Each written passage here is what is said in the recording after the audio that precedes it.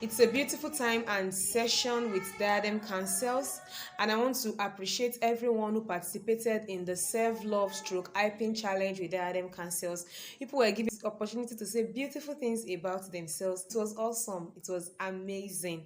In fact, they were asking someone if it was their birthday. You have to be doing this often. It's because you don't do it. That's why people were asking you that, is it your birthday? Is it your birthday? And the likes. Now, today we want to look at something that has to do with weaknesses. Your weakness is something that limits you from doing what you are expected to do. Your weakness is something that limits you from doing something that you are supposed to be doing. It's supposed to be part of you, but because you have this weakness, you are not able to do it. Your weakness can be fear.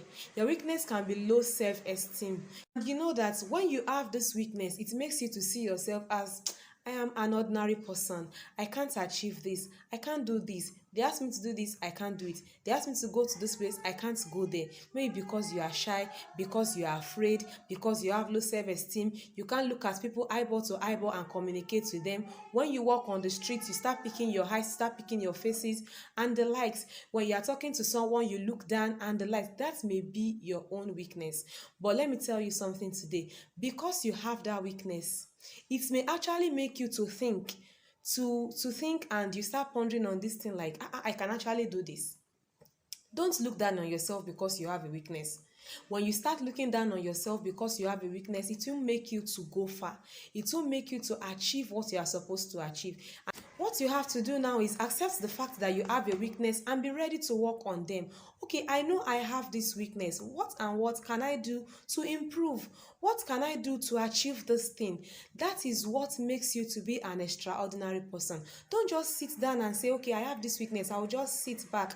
There is nothing I can do. I have accepted my fate.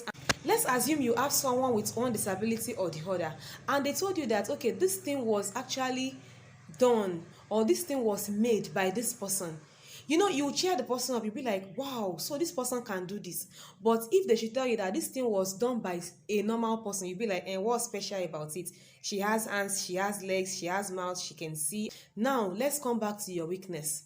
The fact that you have a weakness does not mean that you can't do those things. How can you work on your weakness? You can't do this alone. You have to move with people. You have to be ready. You must be ready to associate, talk to people, share your mind, tell people about yourself. Your weakness can actually make you as an ordinary person. You see yourself as an ordinary person.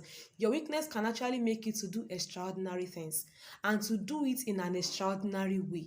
It may actually push you. It may just be like a drive that would push you to do things uniquely. That God can actually bring strength out of your weaknesses.